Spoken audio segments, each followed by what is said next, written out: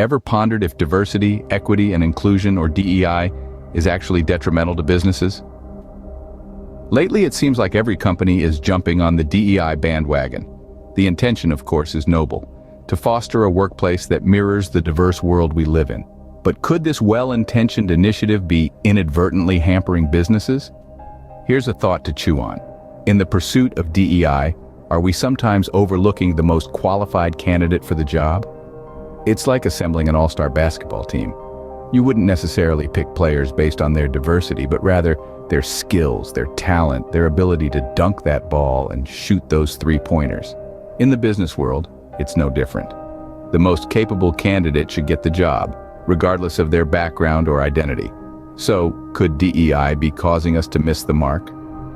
Let's delve into the potential downsides of DEI. Imagine you're the coach of a pro basketball team. Would you pick players based on diversity or skill and talent? Picture this. You're the coach of an all-pro basketball team. The crowd is roaring, the stakes are high, the game is on. You're not just playing for fun, you're playing to win. Every decision you make, every strategy you employ, every player you put on the court, they all matter. Now, let's say you're given a choice. You can select your players based on diversity, or you can select them based on their skill and talent. Which would you choose? Would you prioritize having a diverse team over having the most skilled players? Or would you choose the players who are the best at what they do, regardless of their backgrounds? See, in the world of basketball, diversity is important. It adds to the richness of the game, brings in unique perspectives, and fosters a sense of unity and inclusivity. But when it comes to winning games, it's the skill and talent of the players that make the difference. A player's ability to shoot, to defend, to strategize, to work well with the team, these are the qualities that contribute to a team's success. And these qualities, these skills, they're not determined by a player's race, gender, or background. They're determined by their merit, their hard work, their dedication to the game. Similarly, in a business setting, diversity, equity, and inclusion are important. They add to the richness of the company, bring in unique perspectives, and foster a sense of unity and inclusivity. But when it comes to driving success, it's the skill and talent of the employees that make the difference. An employee's ability to innovate, to lead, to strategize, to work well with the team. These are the qualities that contribute to a company's success. And these qualities, these skills, they're not determined by an employee's race, gender, or background. They're determined by their merit, their hard work, their dedication to their job. Just as a basketball team needs the best players to win, a business needs the best employees to succeed. Let's examine real-life scenarios where DEI has potentially hindered business performance. Imagine a tech startup. Let's call it Alpha Tech.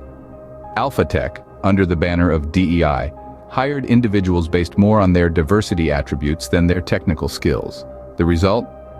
A team with a diverse range of backgrounds, but lacking the necessary skills to develop their product efficiently. The product launch was delayed by 6 months, causing Alpha Tech to lose its competitive edge and a significant amount of potential revenue. Next, consider a multinational corporation, Beta Corp, which implemented a DEI policy that inadvertently created a culture of tokenism. The drive to meet diversity targets led to the appointment of individuals into leadership roles for which they were not adequately prepared. This resulted in poor decision-making and a decline in overall company performance. Then there's Gamma Inc., a financial services firm that saw an increase in turnover rates following the implementation of their DEI strategy. Employees who felt overlooked due to the new hiring practices began to leave, taking their skills and experience with them. This resulted in a loss of institutional knowledge and a decline in customer satisfaction ratings. These cases are not isolated incidents. They represent a pattern of potential pitfalls associated with DEI policies that prioritize diversity over merit. Of course, it's important to note that these are not arguments against diversity, equity, and inclusion in the workplace. There's undeniable value in having a diverse team, as it can lead to a broader range of perspectives, ideas, and solutions. The issue arises when DEI policies are implemented in a way that compromises the merit-based selection process, potentially leading to less competent individuals being hired, and consequently, less than optimal business outcomes. In the world of professional sports, for example, imagine if an all-pro basketball team decided to prioritize diversity over skill. The team may end up more diverse, but would they still be able to compete at the highest level? As these case studies illustrate, DEI can potentially lead to less than optimal business outcomes. So, what's the bottom line on DEI in business settings? Let's recap. We've talked about the DEI dilemma, the power of merit, and we've looked at some real-world case studies. The common thread weaving through these discussions is the potential downsides of DEI. While diversity, equity, and inclusion may be commendable in theory, in practice, they can sometimes divert focus from the core objective of any business: to hire the best person for the job. Like an all-pro basketball team, a business thrives on the strength of its players, not their diversity. The emphasis should always be on merit, on skills, on talent. In an ideal world, businesses should be blind to everything else but the ability to perform and deliver. Remember, the goal is not to fill a quota, but to build a team that can outperform, outsmart, and outlast the competition. While diversity, equity, and inclusion are noble goals, businesses must not lose sight of the importance of hiring the best person for the job. So, where do we go from here? Well, the answer lies in the middle, in a balanced approach. Diversity, equity, and inclusion are no doubt important, but they shouldn't overshadow the significance of merit and qualification. Just like in a professional basketball team, each player is selected based on their unique skills, their proficiency in the game. The same should be true for businesses. Every individual, regardless of their background, should be given an equal opportunity.